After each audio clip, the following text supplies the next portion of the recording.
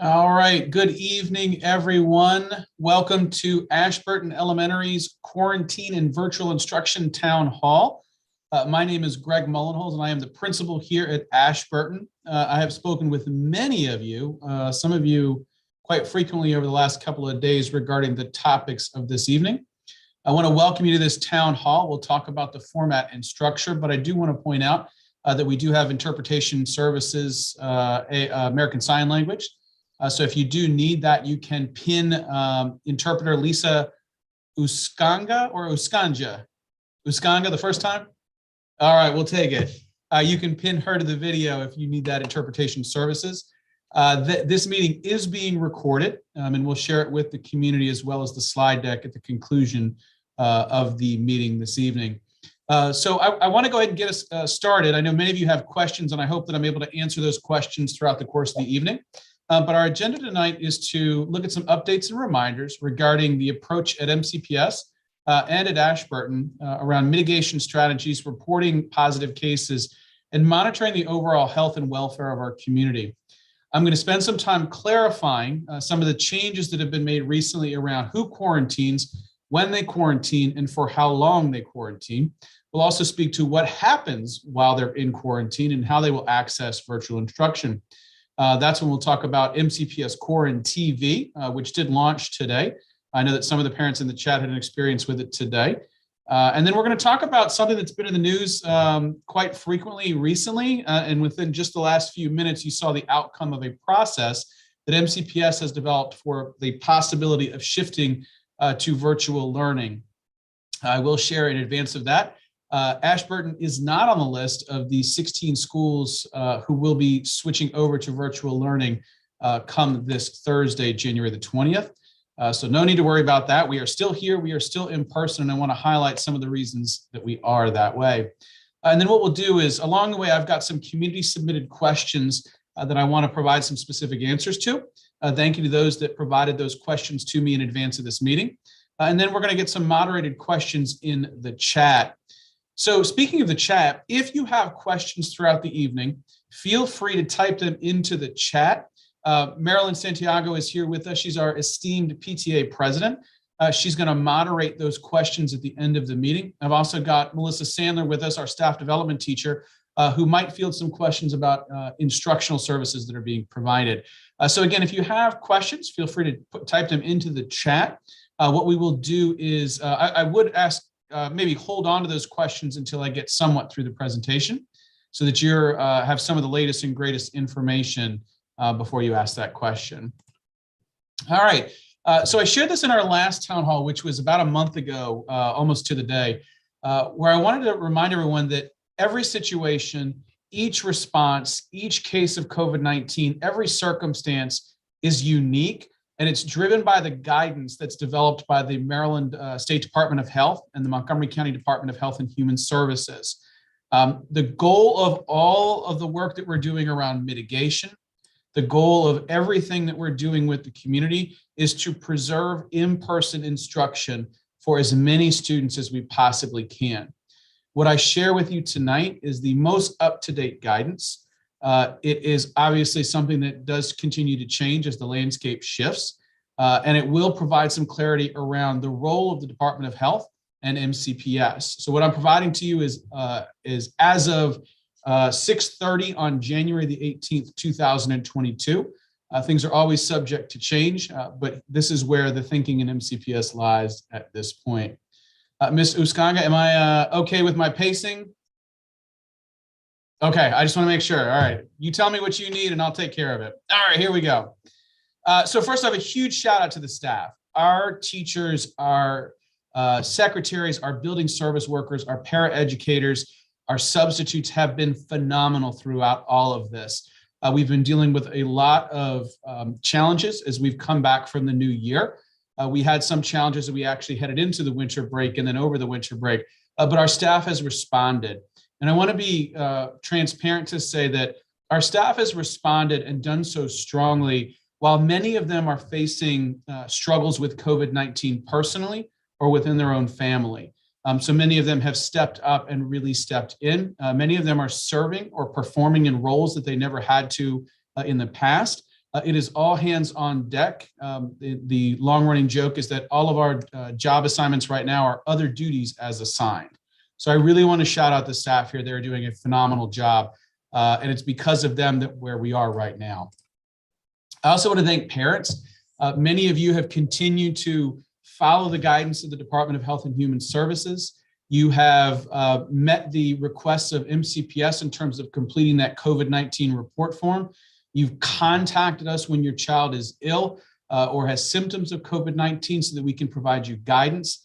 You've navigated a changing landscape of dates and quarantines and instructional approaches, and we really appreciate that flexibility and that patience, especially when you're doing so in light of bus shortages and staffing shortages and menu changes. We know that it's a lot for everyone, and we really do appreciate that partnership that you formed with us in light of these challenges. So I talked about some of these shortages. I want to remind you of some of the ways that we here at Ashburton and across MCPS are looking to address those shortages, those challenges, to make sure you have the information you need. In terms of our bus driver shortages, we have been spared in comparison to some other schools across the county that we have had our own bus shortage issues. I would recommend you continue to monitor that website, the Department of Transportation website that gives you an updated list of the buses that are out of service due to COVID-19 or other issues. And also pay attention to our morning Connect Ed messages. Those messages are sent by Mrs. Jacobs only when we have buses that are impacted. Please do not expect them daily. If we have a bus that is impacted, we will alert the community. Our lunch menus have been a little over the map, everything from supply chains to shortages. Our menus have shifted significantly, but we did develop the Ashburton Dining Dashboard because we have to give it a cute name that gives you daily updated information about the menu options that are available. Now, as I said in my weekend message, starting today, there is only one single menu option available. Of course, the cafeteria will continue to handle any allergy or dietary needs, but starting today, there is only one menu option available each day. And then in terms of our staffing shortages, it's well known that across the county, we are short on substitutes. We have many teachers that are falling ill to COVID-19 or have to support family members who themselves are falling ill to COVID-19. I want to again thank all of the staff who've jumped in to cover classes to make sure that learning continues. We are continuing with our instructional program, our specials, everything that we have to offer is still in place. And it's again, because of the dedication of our teachers that that's possible.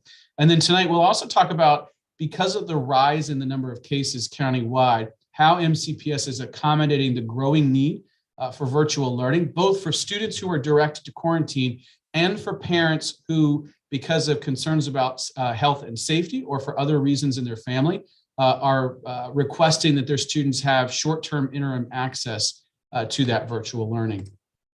And so just a couple of updates and reminders. We do have, I do want to remind you that if you haven't done so already, please say yes to the test. This is the weekly PCR testing. Again, MCPS wants us to highlight that now with everything going on and the number of cases and the difficulty in getting PCR testing, that we have free testing here at Ashburton on a weekly basis for a selection of our students. Right now, we have 606 students who we have received consent for to opt into that testing. So that's a large number, and we do appreciate that. That has really helped us to maintain an in-person instructional program because we're better able to mitigate those positive cases that we do identify through our PCR testing. So again, saying yes to the test helps us stay here in person. Obviously, getting the vaccine helps us stay here in person. But also, if you do fall ill with COVID-19, I should say if your child does fall ill with COVID-19, make sure that you're reporting it through that MCPS COVID reporting form. Principals now have access to that information in real time, and we do monitor it regularly. So we do appreciate those of you that have elevated your positive student cases through that form. Please continue to do so. So just a couple of quick reminders. There still is an indoor mask requirement. There is no outdoor mask requirement, although with the cold weather, many of our students are finding that a mask does keep them warm. We continue to wash hands. We continue to sanitize hands. We continue to assign seats in indoor spaces. So the classroom, the lunchroom, the extra rooms that we use for lunch. There is indoor, anywhere we are indoors, there is assigned seating so that our contact tracing can limit the number of identified close contacts. We continue to distance at lunch. I'll talk about that because a parent did elevate a question about that. In spite of it being January, we do outdoor lunch when the weather permits. We are lowering our temperature threshold just a little bit. We want to make sure that on a nice sunny day that might be 45 degrees with no wind, that if our students are comfortable, we will take them outside for lunch. We continue to have, when we do outdoor lunch, we continue to have 450 or more students a day eating outside. That is a lot. That is larger than some elementary schools' entire populations in MCPS. We continue to distance in the classroom. You won't see or find out as many times that the whole class is going to be sitting on the carpet. It might be a selection of students, but we're doing some small things around the building to make sure that our students have enough distance and space in between them. We continue to have a vaccination requirement for community volunteers. Thank you to those of you that continue to come in to support our lunch and recess efforts. Again, that is helping us stay in person because it helps us with our staffing challenge. Rapid antigen testing, you saw those tests that came home last week. There is discussions about doing that on an ongoing basis in Montgomery County. Obviously, if we get that information, we will share that with you. Rapid antigen testing is also available in our health room / triage room for symptomatic students during the course of the day. So that is available. And again, another reason to say yes to the test, because if your student should end up in triage, they can have access to that testing. Just today, we received a shipment of student KN95 masks that will be distributed tomorrow. We will be distributing a mask to every child in grade K through 5, one per week. MCPS will continue to provide those to us. Our staff received them 2 weeks ago and continue to receive them each and every week. And as we know with the, and we'll talk about high-risk activities, eating is one of those high-risk activities that you find in an elementary school. Breakfast, while we love having breakfast and we love so many of our kids accessing breakfast, we are looking for ways to reduce the number of breakfasts overall and to eventually eliminate breakfast from the classroom entirely. So with a school our size, that's often difficult, but we are working towards that both in order to staff that and to move it entirely to the cafeteria. So just a couple of, again, reminders about quarantine procedures. If we find out that there's a positive case of COVID-19 at Ashburton, contact tracing commences. I want to thank Mrs. Reese, Mrs. Locke, and myself. I don't want to thank myself, but we do form the contact tracing triumvirate. We tend to do contact tracing throughout most of the day, into the evening, and even on weekends. I've spoken with many of you by phone on the weekend, and I'm sorry to do so. But we want to make sure that everyone has the information that they need to take the precautions that they need. But basically, our office staff support us with pulling rosters, sending letters. Administrators work with DHHS staff that are on site to do the contact tracing, to make decisions. We identify who the students are that are vaccinated. We look at attendance records to make sure that students are, if they're not in school, that they're not going to be sent to quarantine. And then we contact parents to talk through options if they should exist for quarantine. Occasionally, we have had to alert parents for pickup. We know that that's not convenient, but we really do appreciate everyone's support with that. And then ultimately, the remainder of the process is handled through the Department of Health and Human Services. They tend to follow up, and it can be a few days, with those that are identified as close contacts as a part of their contact tracing initiative. So again, if your child is asked to quarantine, remember to monitor for symptoms, get a PCR or a rapid antigen test if you start to see symptoms, and alert the school if it is positive. There is no requirement for testing to return after quarantine. The purpose of the quarantine is to make sure that the student has been stepped away from the possibility of spreading to others. And obviously, if they don't have symptoms, it's unlikely that they are positive and therefore are not a danger to spread that around. There is no option to test out of quarantine early. This is probably the most common question we get from parents. You cannot, after 3 days or 5 days, get a negative test and say, I'd like my student who was positive to come into school. We will talk about shortened quarantine for close contacts, but if you are a student does test positive, they are required to complete the entire 10-day quarantine. Currently, there is no test to stay option. In speaking with the folks at DHHS, one of the reasons is that when you have an extraordinarily large number of cases, as we're working through right now, The effectiveness of test to stay is minimal. And so it's a procedure that's not currently available at Ashburton, although it may be available at other schools or under other circumstances. And as always, if you need any support with the virtual learning, please don't hesitate to contact us. So I'm going to clarify some of the changes that were made around who has to quarantine, when they have to quarantine, and for how long. Now, I will say I wish it was as easy as if A, then B, but it is not, unfortunately. As I said at the beginning, every individual case, we look at the entirety of the context, ultimately trying to quarantine as few students as possible while balancing that with the health and safety of the individuals who are here at school. So here's what's the same. Student quarantine is still 10 days. There were articles published over the weekend that misreported that a change had been made in MCPS.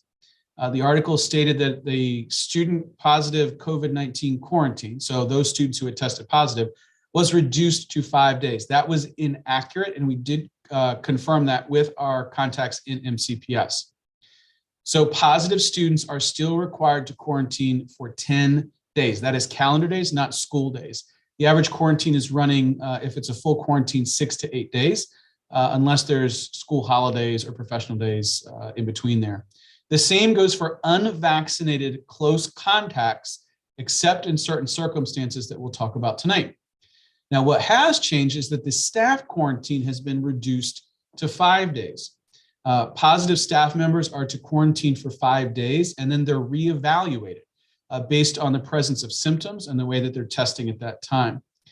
Also new is that unvaccinated or unboosted close contacts. So unvaccinated staff members have always had to quarantine when they're determined to be close contacts, but now they're looking at unboosted close contacts for the staff members who have had their vaccines more than 2, 5, or 6 months ago, which their second dose. Some of them are looked at for the possibility of quarantine. Students don't fall into that category because they've just recently had their doses. So they aren't in danger of that at this point.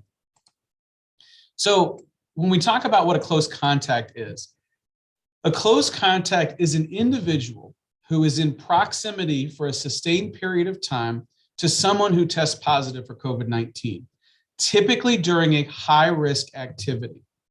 The Maryland State Department of Health defines high-risk activities as meals where masks are down. So that would be lunch for us, breakfast for us, and snack for us. Indoor or high-contact athletics. We've disbanded our rugby program, so we don't have to worry about that any longer. Or where we have indoor forced exhalation activities, such as singing, exercising, or playing a wind or brass instrument. So our parents that are in the instrument, have students in the instrumental program, know fully that we have some other precautions that we're taking in those courses, but we do consider them under the contact tracing as well. So who does not have to vaccinate? Let's start there. So vaccinated close contacts, students who have had the second dose of the vaccine 2 or more weeks prior to the exposure to the confirmed individual. Now, some of you may have had situations where your child has had one vaccine dose or had their second dose 3 days before they were exposed to that positive student. Under the guidance from the Maryland State Department of Health, those individuals are not considered to be fully vaccinated. Who else doesn't need to quarantine? Students who were absent on the days when the positive student was present. And so most often it's when we have students who are already in quarantine and there's another case in their class, but they weren't exposed to them within the timeline for contact tracing. That window for contact tracing is about 2 days. So if a student tests positive on a Saturday, we have to go back as far as Thursday to look at who was in the building, who was a close contact, and whether or not they're required to quarantine. Some of you who emailed me that said that your child tested positive yesterday, there was no necessary contact tracing within the building because it would have gone back to Saturday. And of course, we didn't have school on Saturday. But those on Sunday and Saturday who I spoke with, it did step back into the previous week. And thus we conducted contact tracing and our team did contact some parents over the weekend. Vaccinated staff, I kind of shared a little bit of the change before. They are no longer required to quarantine if they're a close contact. And if they are identified as a close contact, it means that they were participating in a high-risk activity with the COVID-19 positive individual. And then also students who are not close contacts. We don't automatically quarantine an entire class. We do really look at where students were in proximity to the student who tested positive. Obviously, it makes it more challenging for us in terms of providing instruction, but what we're really doing through this process is trying to limit the number of students who are sent into quarantine. All right, so continuing on, so who quarantines? Well, when there's a student who is tested positive, the student quarantines for 10 days. They return on the 11th day. So they have to complete a full 10-day quarantine. For a positive student, there is no option for a shortened quarantine to be there. Let's see. Hang on one second. It looks like we're going to try to make the interpreter visible to all. Mrs. Sandler, do you want to come off mic? Are we able to do that? I think since I spotlighted her, I think she's visible now. Perfect. All right. And yeah, and if you need to, what you can do, perfect. If you need the interpretation services, what you can actually do is you can right click on Lisa's tile and pin her or spotlight her one way or the other. Ms. Sandler, are we still able to see the presentation as well? Yes, we're all good. Beautiful. Okay. All right. So let me start that one over. Positive student quarantines, 10 days, no option to shorten. They must serve the full 10 days. Even if after day 5 they are testing positive or negative, they still have to serve the full 10 days. New, which really became something over break for us to work through, is when the child or the children are negative, but there's a positive case in the household. So mom or dad contracts COVID-19. If that's the case, unvaccinated close contacts, so those students would be required to quarantine for the full 10 days. However, vaccinated close contacts can come to school as they normally would. And we spoke with a lot of parents over the break and thereafter for those types of situations. So again, if a student is positive, they have to quarantine. Unvaccinated close contacts have to quarantine as well. Now, this is also new information, and some of our parents got this just this weekend. When there is a case in the school, when there's a single case in the classroom, the student who tested positive is required to quarantine. Traditionally, all of the unvaccinated close contacts were also required to quarantine.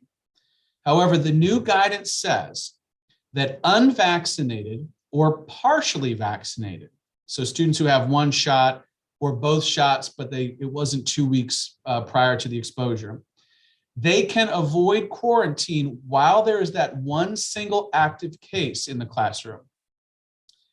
If their parent or guardian has consented for their student to be tested for COVID-19 here at Ashburton through MCPS's program. Now, that's not an always, it's not a given. We do have to reach out to our supports in MCPS and DHHS to determine if that's the right approach. Over the weekend and actually late last week, we did get approval for that. So some of our parents were some of the first to go through that. And now those students are automatically required to be tested, and they will be tested actually tomorrow because that's the next day that we have our PCR testing done on site. When there are multiple cases, multiple active cases in a classroom, the student who tested positive must quarantine for the full 10 days, and all unvaccinated close contacts will quarantine. There is no option to avoid quarantine when there's multiple cases if you are an unvaccinated student or staff member. So I want to pause here because we had some great community submitted questions about testing and mandates. One parent asked, why has there not been a testing to return mandate implemented in MCPS? I don't have the clearest answer to provide other than to say, I spoke with our folks at DHHS, and it's obviously we're working through their guidance right now. There hasn't been a test to return mandate for asymptomatic students in quarantine. There hasn't been a test to return for students that were positive and then came back. And there weren't any type of testing to return for anyone who's been directed to quarantine because of being a close contact. Obviously, if that changes, that would be something that would be communicated from DHHS and or MCPS. But at this time, it's just not a part of the process. A great question. This has actually happened a few times, so I want to kind of give the clearest answer I can. We know that PCRs are becoming harder and harder to get. Again, a great reason to say yes to the test because we do them here every Wednesday, about 150 or more of them each week. But if a student takes a rapid test and says it's positive, and then they go to the doctor and they get a PCR that says they're negative, will the child be able to leave quarantine earlier than the 10 days? The answer is call us. There is a possibility that a student could, if they've had a positive rapid followed by a negative PCR, not the reverse. The PCRs are more sensitive, and what DHHS tells us is that within a certain amount of time from that rapid to the PCR, it could be considered a false positive. It doesn't work the other way around. If you get a positive PCR followed by a rapid negative, that will not get you out of quarantine early. That's considered to be a positive. So again, it has to be in close within the timeline. You would call us in that circumstance, and we would walk that one through with our DHHS colleagues.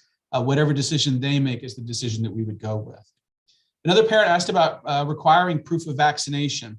MCPS is working to collect that information from families, but there's currently no requirement of vaccination. What we have done is, as we've been making these phone calls, and I want to be clear, since January, we've made hundreds and hundreds of phone calls related to quarantine. When we've gotten information from a parent that their child is fully vaccinated, we've noted that informally so that the next time there's a case in the class, we don't have to make the phone call, but you would still get that email communication from us letting you know that your child was a direct contact, but you are not required to quarantine.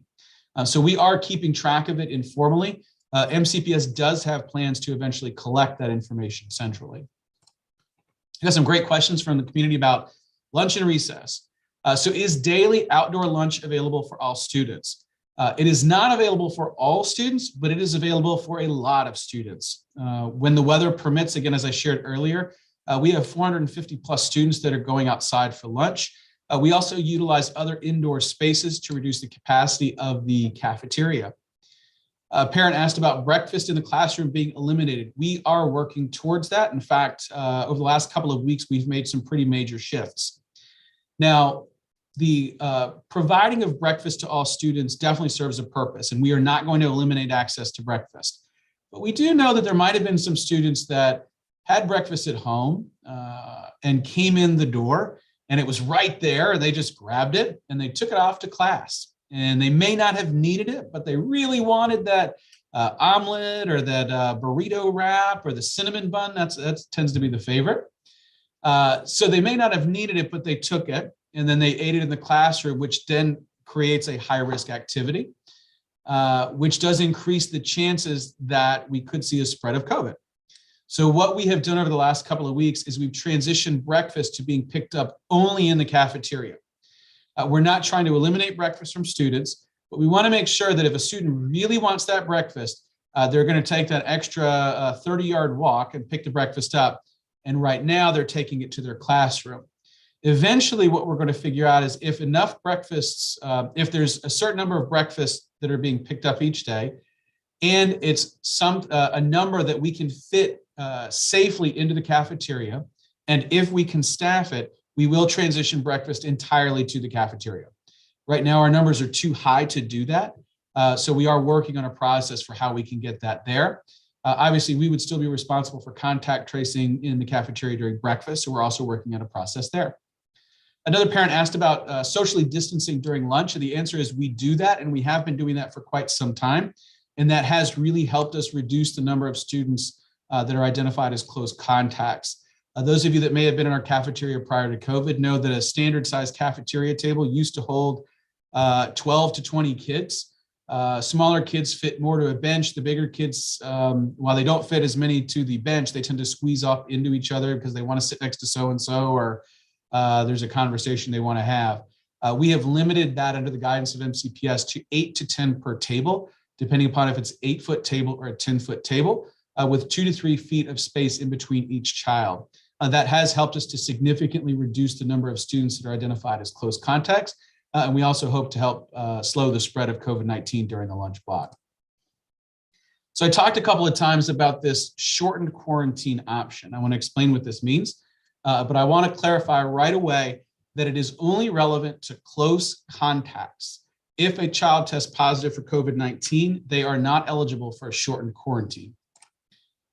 What that means is, and many of you, and again, thank you for the back and forth communications, because for a while the shortened quarantine was paused at Ashburton because we did have such a high number of cases. But what shortened quarantine is when you have unvaccinated close contacts who are directed to quarantine for the full 10 days can return after completing a 7-day quarantine. So they come back on day 8. If we have consent for that child to participate in COVID testing here at Ashburton and through MCPS, and if the child has a negative PCR or rapid antigen test taken on day 5 or after, and if the child is not exhibiting symptoms. So if those 3 criteria are met, a child is confirmed for early return. And once we have all of that information, you would get an email from one of our secretaries saying your child has been cleared for return with the particular date.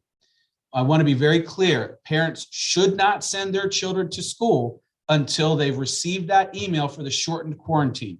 If you don't wish for your child to have the shortened quarantine and you want them out for the full 10 days, you can certainly do that. There's nothing you need to do.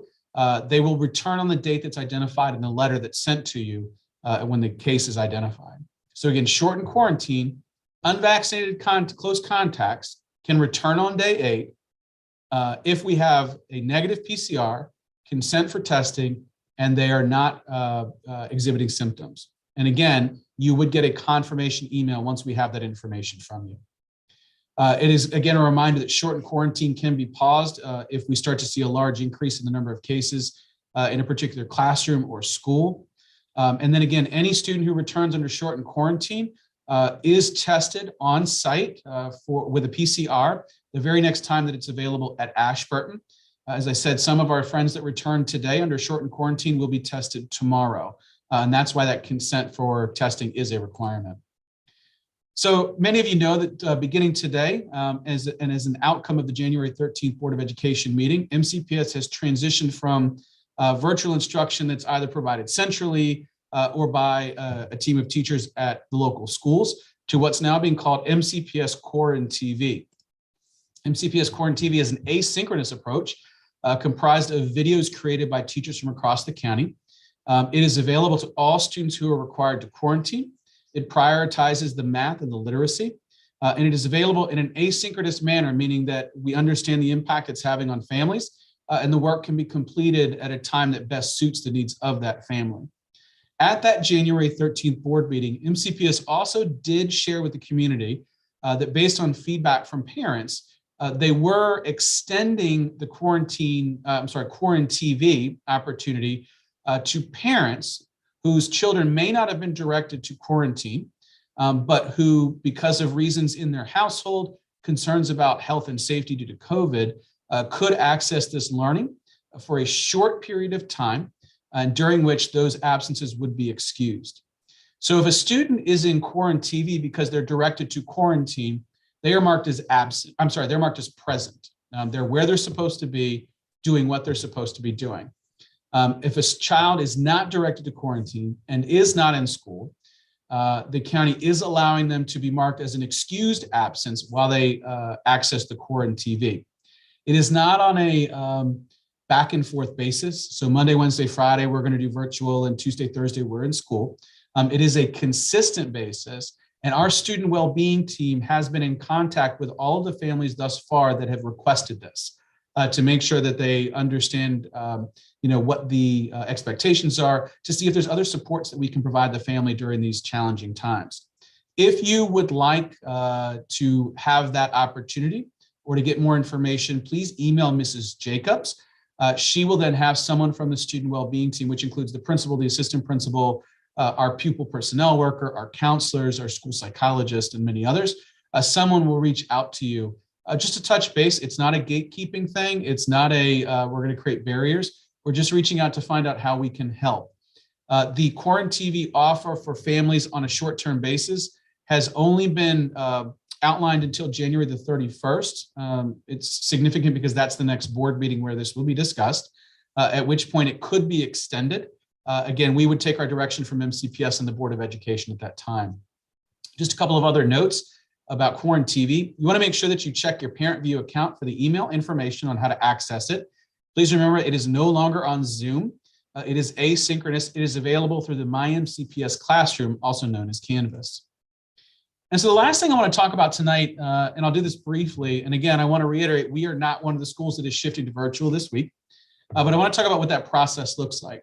This has been an ongoing and ever-shifting approach.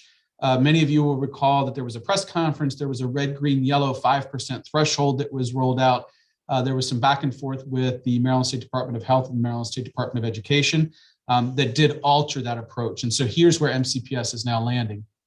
They're going to consider multiple factors in determining whether or not a school needs to move to virtual for 10 calendar days, not school days, calendar days. They look at positive case rates for students and staff, the number of students who were absent for a variety of reasons or in quarantine, the number of staff absences and whether or not the building can continue to operate with the staff available, looking at bus routes that may or may not be serving students, and also looking at those unfilled substitute requests. And as I shared, the county as a whole is facing tremendous staffing challenges. When all those factors are considered, there's a process that is initiated. MCPS, through the Office of School Support and Improvement, the Office of Teaching, Learning in Schools, confers with the local school principal, that would be me, to get other information beyond what they're able to see. If the situation determines that a conversation or the process has to initiate, the director may initiate that process after approval from the associate superintendent. A team of individuals, including central office staff, school staff, parents, representatives, and others, is convened to start to look at the overall landscape, look at programming needs, weigh the pros and the cons. That group does not make a decision. They provide information to the associate superintendent, who then works with the superintendent and her cabinet to ultimately make a decision about whether a school is going to go virtual or not. Now, all of this happens within 2 days. So it's a very quick, it's a fast moving process, and parents are given 1-day notification that the school that their child's school is going to shift to virtual. So today is Tuesday. Parents at those 16 schools were notified this evening. Tomorrow, I believe is a regular school day, and then they'll go virtual on Thursday. Teachers get a day to prepare the virtual approach. So there is a shift there. Your child's teacher will be your child's virtual teacher. This is not Quarantine TV. It will be your child being instructed virtually by their own teacher. And so again, I mentioned that this process has been initiated now twice. We had 11 schools the first time. My understanding is that many of them are back out of this virtual, but then we had 16 schools that just entered this virtual approach within the last hour or so. So I just want to say that this is an ongoing process. We have some great folks. Marilyn Santiago would be a part of that group. I've already warned her that she'll be my first call if the need should come. But I wanted to close out the formal presentation by saying that obviously all of this is continuing to be subject to change. Again, I want to thank all the school staff who have done everything they possibly can to keep us learning here in person. And at this point, I'm going to stop talking and I am going to hand it over to Marilyn to provide us with some moderated questions that may have come up from the chat. So Marilyn, are you with us? Yes, I am here. Bear with me, I'm just typing up the last one. There's a few more trickling in. Let me start off with the first one. Okay, the first question we have, it's actually a 4-part question. So can statistics regarding the at-home testing be provided for Ashburton? For instance, what was the overall participation percentage for students? What percentage of the students and staff were positive? And will there be additional at-home school-wide testing? So I'll start with the 4th part and see if I can move backwards. As I shared earlier, there is a potential that more testing will happen. I know that the Montgomery County Council shared that they were looking to put another order for about 1 million rapid tests in that could be distributed to schools. I don't have any specifics on that quite yet, but obviously if they did, MCPS would be broadcasting that to the community as a whole. Regarding the statistics on the rapid tests, I don't know that those are available. I definitely do not have them. I do know that MCPS was asking both positive and negative cases to be reported. I can certainly look into it, but I don't have that information to share at this point. Okay, the second question is, if we go on vacation, can we have access to MCPS Quarantine TV? We don't have any plans, just dreaming of tropical islands, laugh out loud. Aren't we all these days? So the answer is no, that's not what this is intended for. It's really intended for families that for a short-term period of time. So right now we had families that began today. They'll run through at least January 31st. So we're talking about 2 weeks and a few days, who because of concerns about health and safety, they may have immunocompromised family members living in a household, or other reasons related to COVID, are looking to go to a virtual option. Again, the key is that the student is still absent, but they're able to access the learning with that absence being excused. It's not meant to create a virtual learning option, if you will. Okay, our next question is a statistical question. They're asking 606 students have opted for testing. What percentage of the students does that represent? If there or could there be an outreach effort to advocate for parents to consent for in-school testing and or offer assistance to parents that may be having trouble consenting to this online? Okay, let me do some quick math because my ballpark says that we are about 68%, we're 70%. So 70% of our parents have consented for testing. The contract with Scion allows X number of tests per week. Ashburton maxes that out every week. So we have a large number of students that are testing. Where there have been issues with getting that consent form filled out, we have taken verbal authorization over the phone. In fact, some of you I know that I've spoken with, and I've just said, I can update it in the system while I've got you on the phone, and we do it with one click of a button. So if you have not consented for that test, please reach out to us by email or phone. We can take it verbal authorization either way, and we can update it in the system right away. It takes about 2 seconds. So we're happy to help with that as well. Okay, and I believe this next question was already answered. How soon can you move breakfast out of the class? So as I shared, we're working on it. So we've gotten a couple of questions about statistics and numbers. So it is a numbers game. One number is the availability of staff to oversee the cafeteria in the morning. And again, I've shared that we have some staffing shortages. But the bigger number is the number of students eating breakfast and the capacity limitations in the cafeteria. So what we're trying to do is step into that. We're already seeing a success in the reduction of the number of breakfasts, but we're not quite at the point where that would all fit into the cafeteria safely. Okay, for the next question, won't the rapid antigen test produce a positive result for children who are vaccinated? If so, how do you take vax versus non-vax student status into account if that's info that you can't ask? So I don't believe that the rapid tests give a positive for vaccinated students. My understanding has been that because we've had plenty of students that are vaccinated that took the rapid test and there was no positive. If a child is positive for a period of time after, they do tend to test positive, both rapid and then in the long term, actually on the PCR because they're more sensitive. We do not screen students who have previously tested positive through our PCR testing until 90 days have gone by from the date of their positive test, because they will continue to test positive.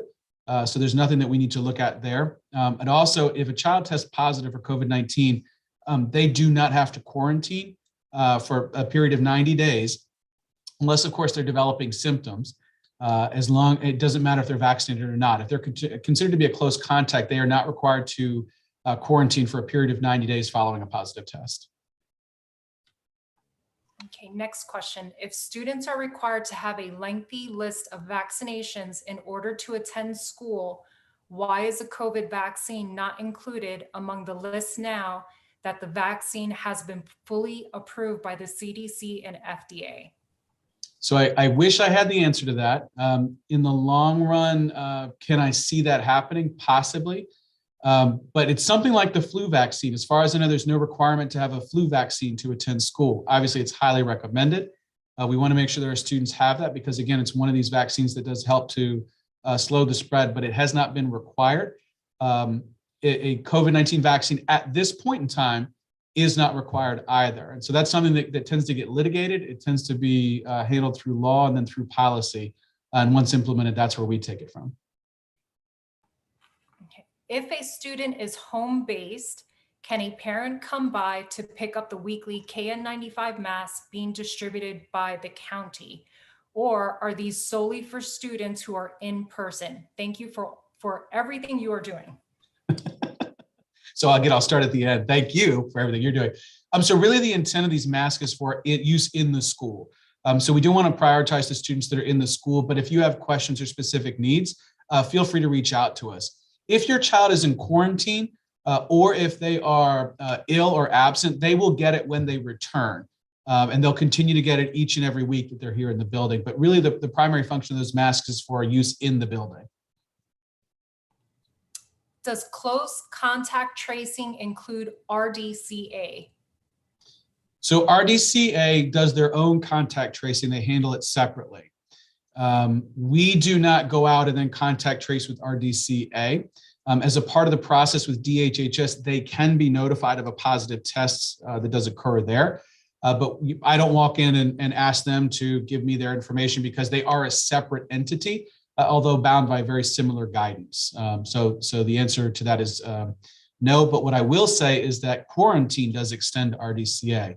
So if a child is directed by the school to quarantine or directed by DHHS to quarantine, they should not be coming to RDCA because RDCA, quarantine exists beyond all. It's the grocery store too. So quarantine extends well beyond the school. How do we notify you of a vaccinated student? Thank you. Actually, there's nothing you need to do to notify us. And some of you have already taken the step to send us the vaccine cards or things like that. There's no need for you to do that. We are finding it through the process. So as we find, as we're calling you to say your child was a close contact, that's something that we are keeping a record of. Again, MCPS will be formally collecting that information as well. Okay, this is a comment and a question. You acknowledge breakfast and lunch are dangerous. Why not add portable HEPA 13 filters to classrooms in the cafeteria to clean out the air? They work and are CDC recommended. So we have one in the cafeteria because it's a large communal space. We also have one in the front office. MCPS did a building analysis and actually installed them where appropriate.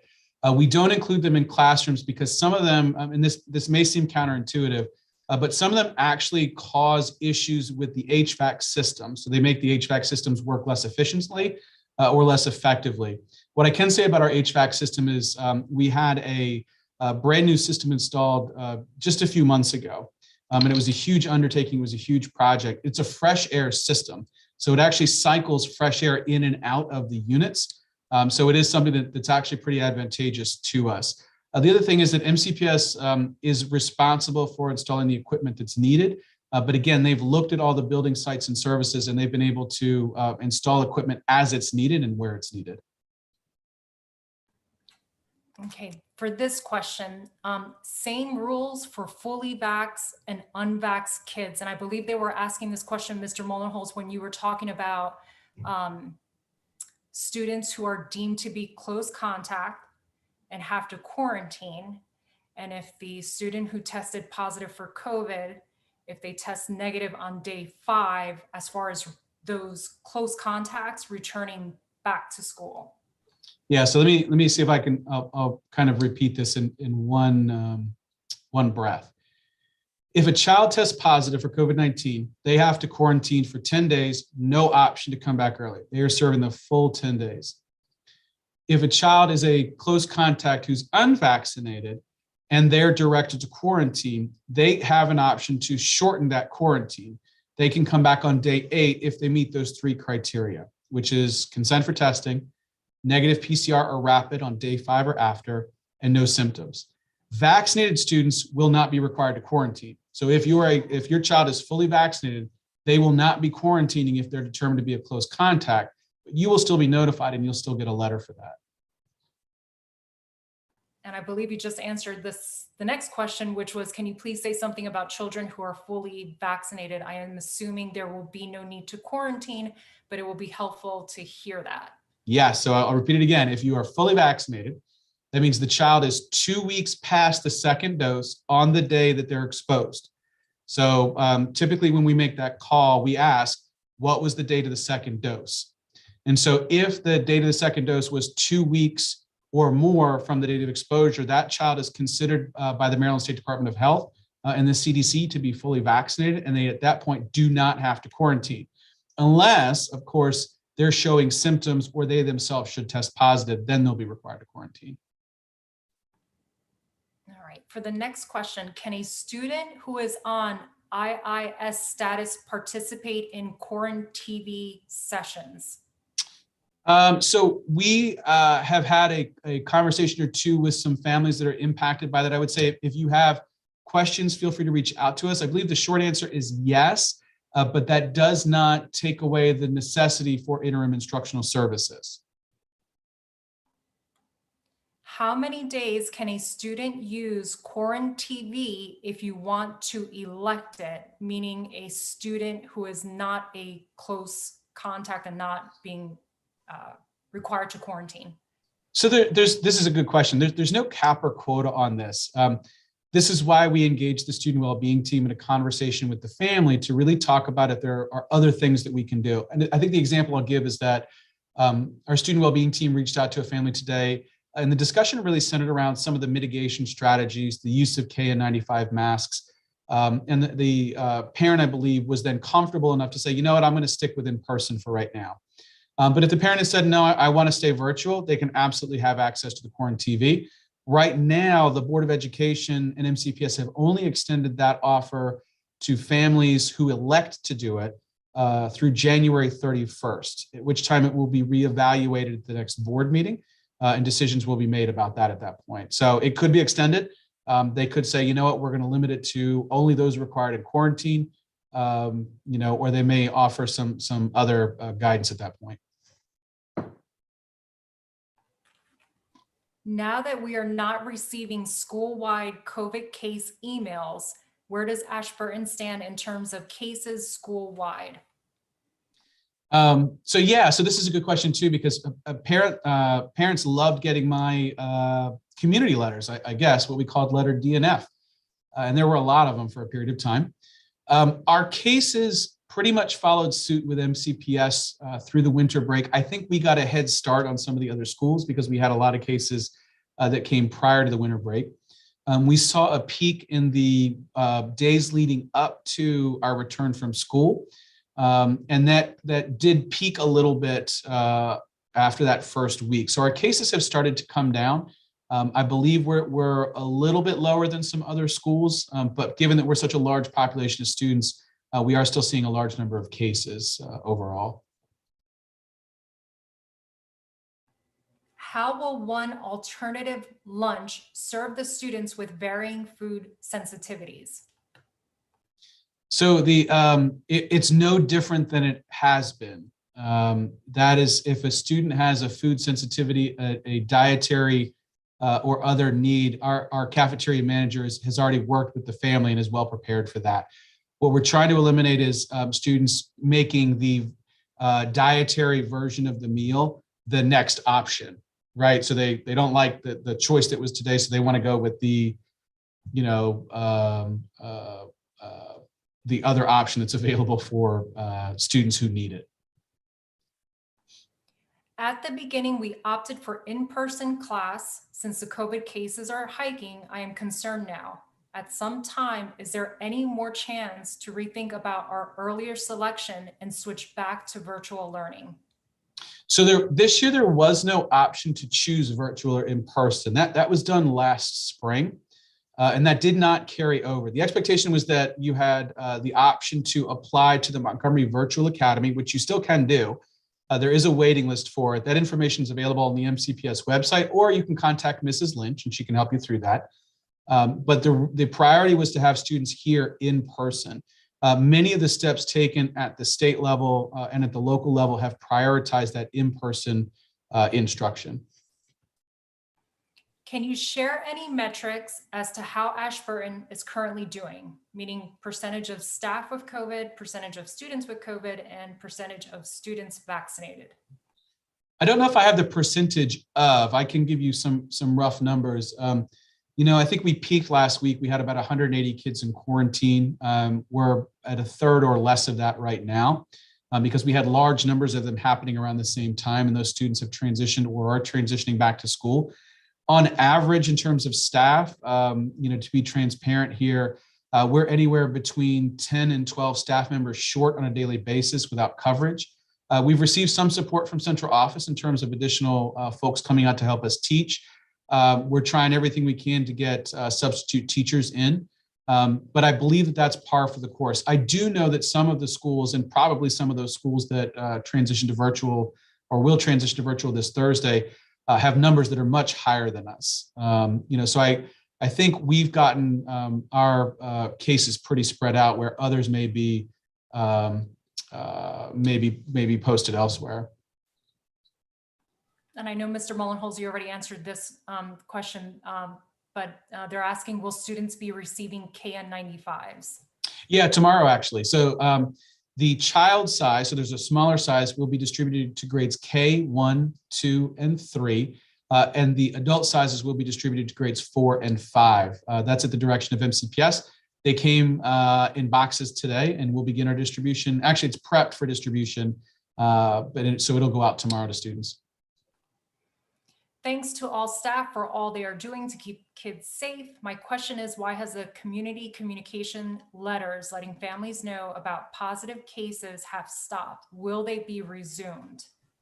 So those stopped at the direction of MCPS prior to the winter break. In fact, I think I sent one of the last ones in the county, and it was on December 26th or 27th, and there were 3 of them. From that point moving forward, MCPS was centrally communicating case rates for staff and for students. They've tried it in a couple of different ways. They've been sending out these grids and spreadsheets, but the schools are no longer doing that for the whole community. Now, what I will say is our letter writing campaign has continued. We are sending more letters and more types of letters to close contacts, to vaccinated and unvaccinated close contacts, to close contacts in the home, and to positive students and staff. So we are still sending a lot of letters. It just doesn't tend to be the all community letters, because that is being handled centrally.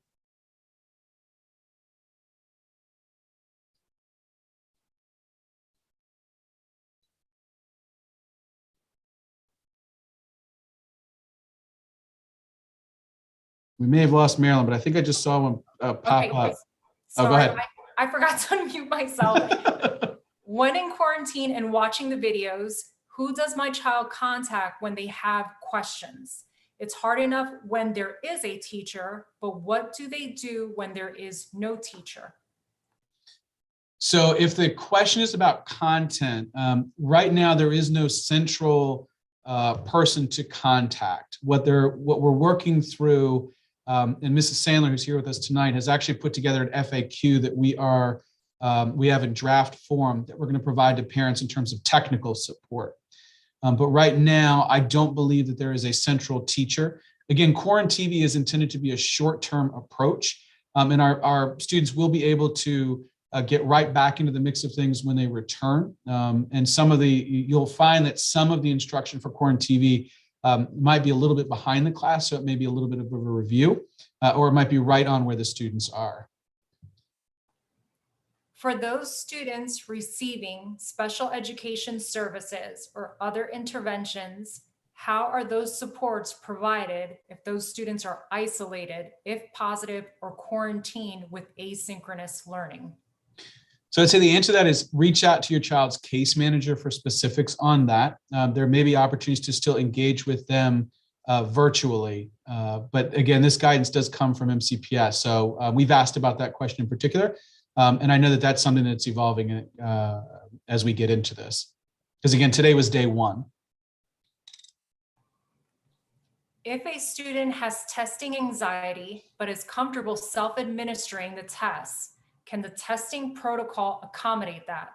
Or is the student forced to remain outside the testing program? No, they can self-administer. Cyan has done that. I have to give my applause to the Cyan people. They do a phenomenal job. They run a great train station. Kids are in, kids are out. We've had very few, if any, issues, and mostly it's around nerves.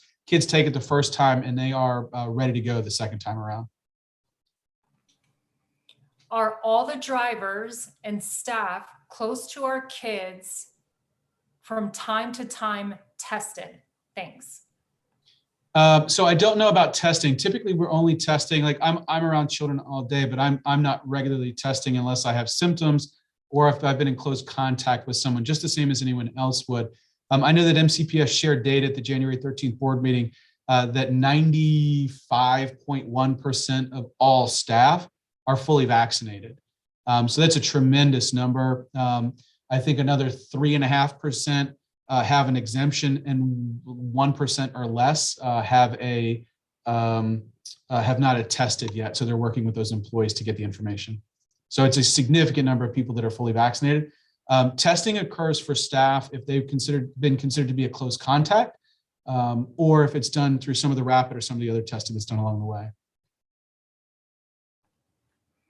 Is there a reason why students can't do Quarren TV and in-person learning? For example, attend Monday, Wednesday, and Friday, or vice versa, to lessen the potential exposure to COVID? And then the second question is, do you have UV purifiers in the classrooms? If not, can the school or parents supply this to the classroom? Yeah, so I'll start with that question. We don't have them in the classroom. And parents are not able to donate that type of equipment. That's been a longstanding policy at MCPS even before COVID. That type of equipment is handled by the district and the district alone. The other question about the in and out of Quarren TV, that is not an option.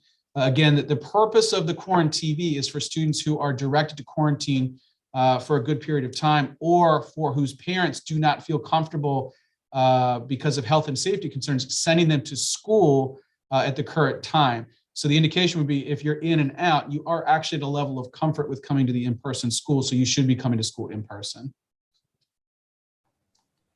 Why is the county school being less transparent about case counts, et cetera? I don't know that they're being less transparent. I do know that the communications around this have shifted. They have been sending out, at first it was daily reports, and then I believe it became the weekly reports.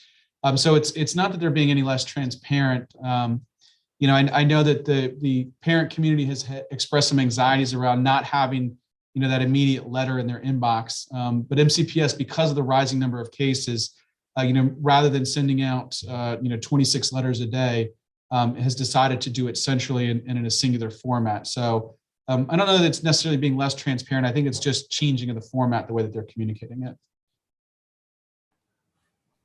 Follow up to the question about increasing percentage of students consenting to in-school testing. As you are able to obtain verbal consent, could there be a school and/or parent/PTA outreach effort to call parents to advocate for test acceptance? Yeah, so we can handle those types of outreaches within the school. I don't know that we can involve the PTA because, again, that's information that's shared with the school. The parents are consenting to the school. Marilyn, certainly we can engage with the PTA around kind of an advocacy or an awareness campaign and how to do that. That I think is a good idea.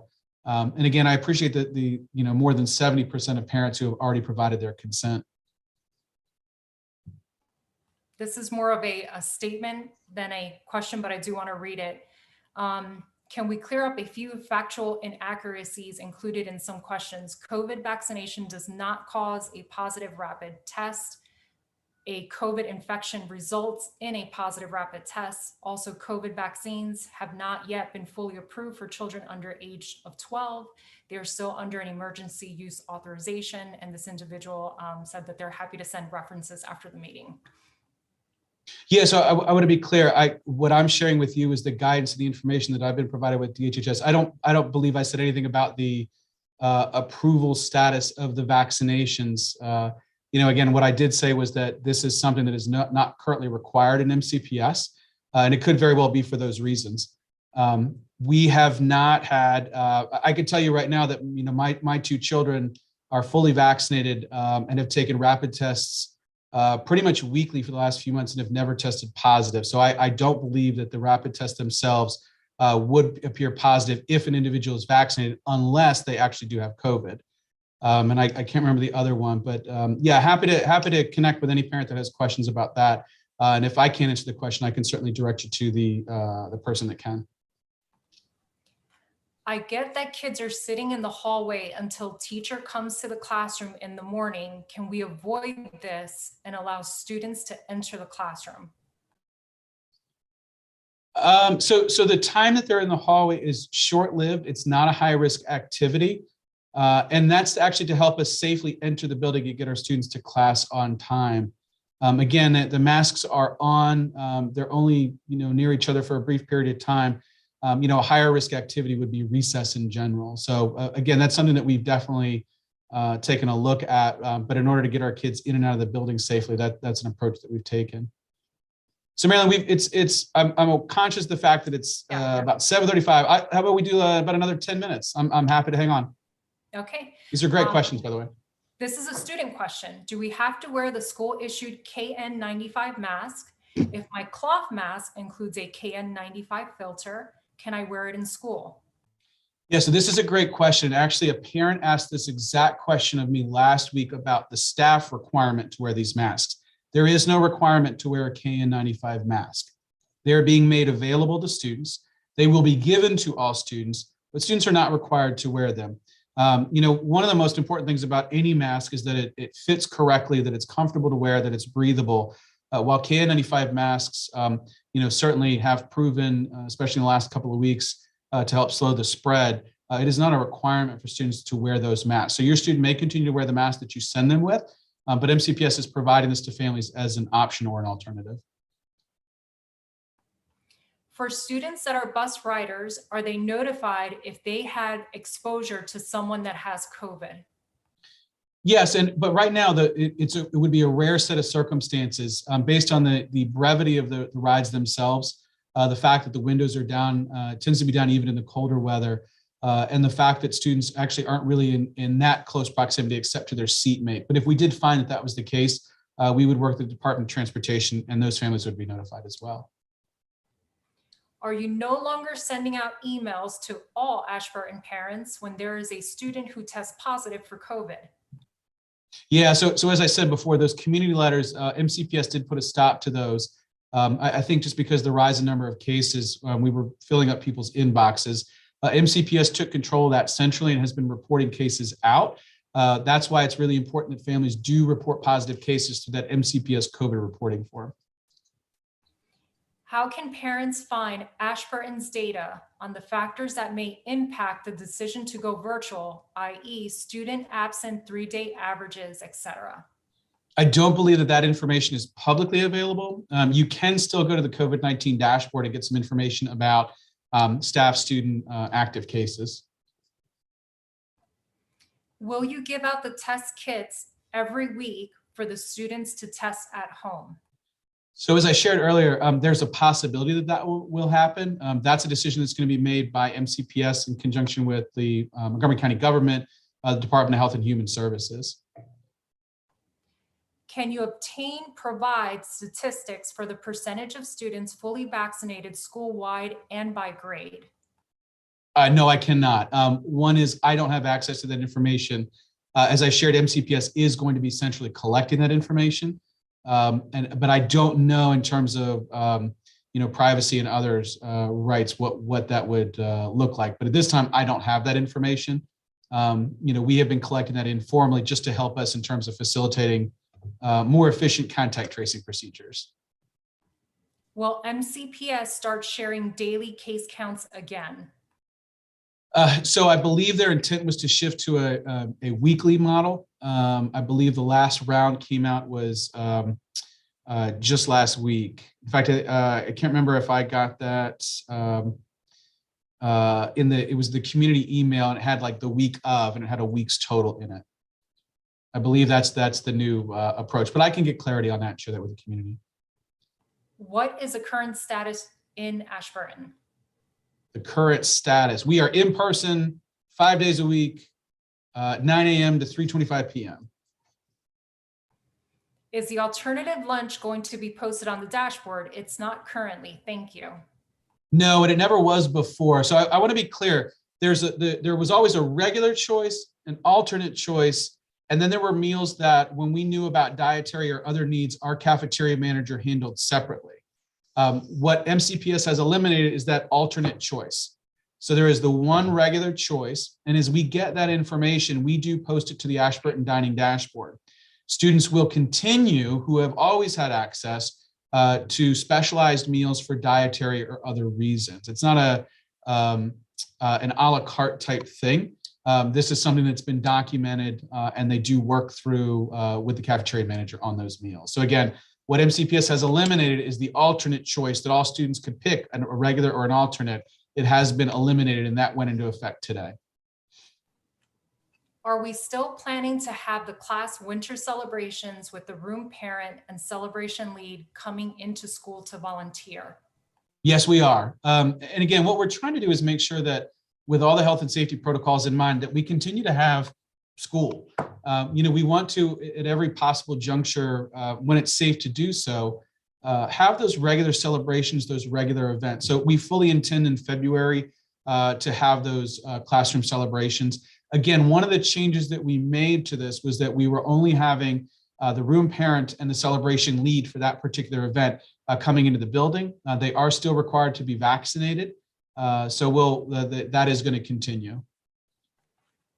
Any chance you can tell us the brand of the mask that will be provided? I don't know the brand. And actually it can be different one week to the next. MCPS continues to work with vendors to find the best masks that they possibly can. I can tell you that we've already had 2 different versions for the staff masks. I preferred the first one. The second one, I have a big head apparently, and the things pull on my ears a little too hard, and it's not quite as comfortable. So, brand to brand, week to week, it can be slightly different. If a child has substitutes over multiple days, how should we be communicating questions regarding instruction, schedules, etc.? Yeah, so this is a great question, and we've had some circumstances where that has been the case. What we're going to recommend, and I've already talked to Mrs. Gillespie about that, is if you have concerns, please reach out to the counselor. They can facilitate that. They can answer some questions.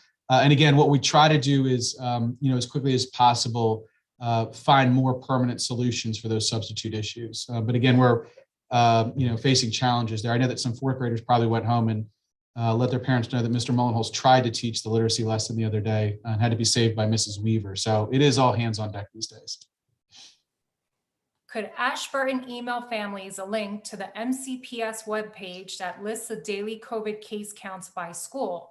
It sounds like some families may not know where to find that information.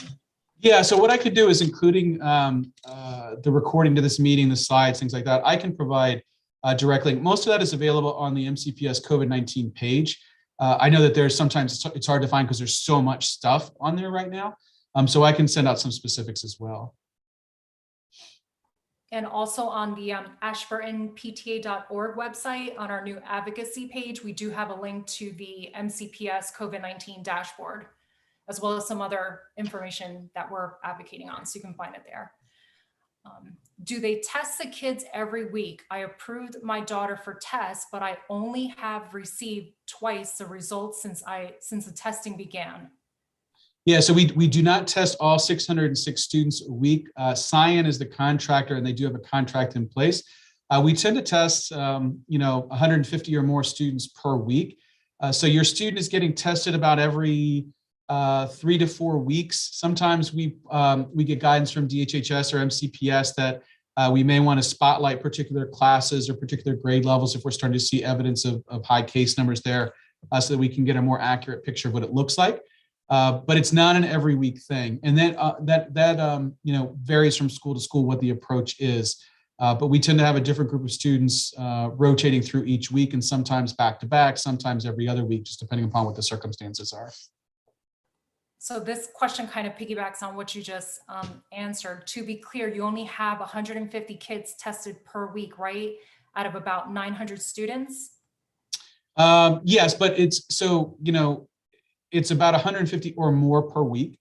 We've certainly gotten authorization for larger numbers in the past. MCPS Operations has been a great partner in working with Cyan on that.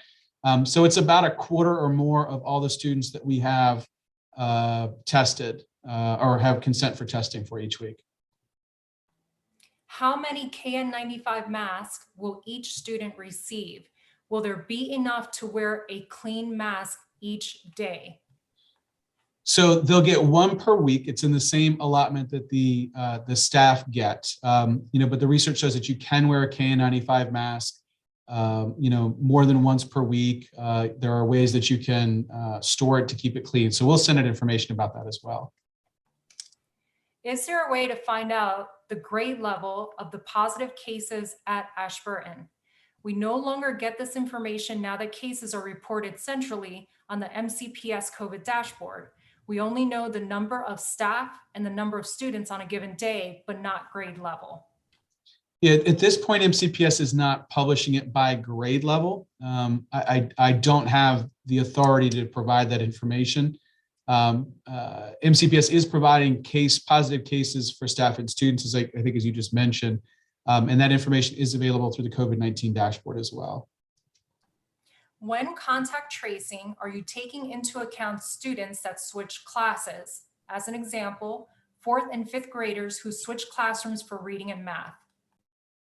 Yeah, so this might be a good question to wrap up on, but to answer the when, always. In fact, those of you in 5th grade know that it was within 2 classes that rotated back and forth, that we had several cases prior to the winter break. So our contact tracing really was amongst 2 classes. We consider them a cohort.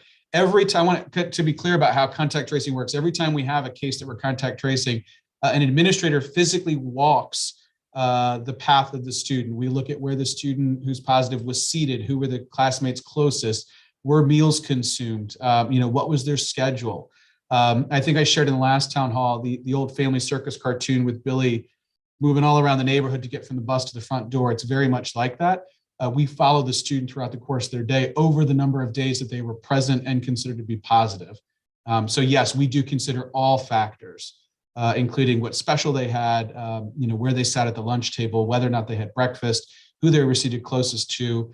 We sometimes have to get questions from students or answers from students regarding questions around whether they had breakfast, who was near them, et cetera, et cetera. So it is an exhaustive and all-inclusive process, but we are looking at it from every single lens that we possibly can.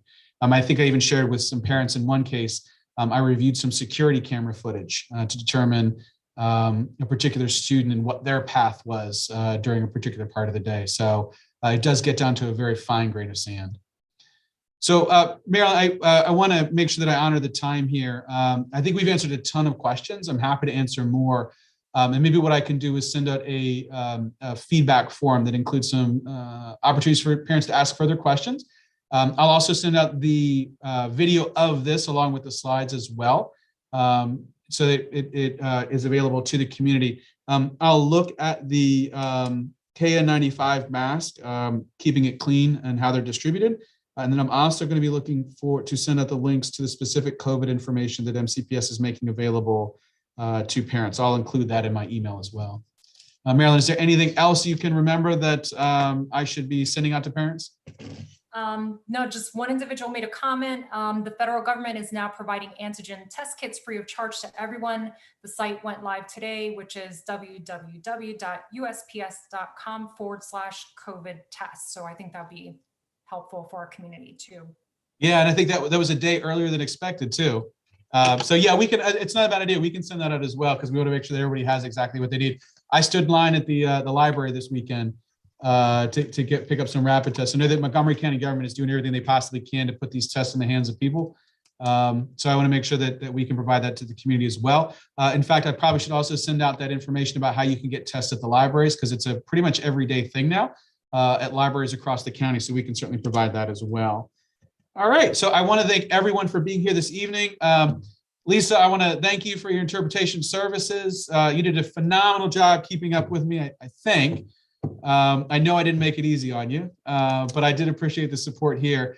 Thank you, Marilyn, for being here to moderate, Mrs. Sandler to be here. It sounds like we're good on the instructional stuff, but I'm sure there'll be questions down the road. There's Marilyn. I want to thank all the parents. We had quite a large number here today. Obviously, this is a topic of interest, and as things do evolve, we'll continue to have these meetings with the community. But again, as I said at the top, thank you for everything you're doing to keep us, the staff, the students, the visitors, the volunteers here safe. I hope everyone stays healthy and well, and we will continue to stay in touch. So thank you and have a good evening.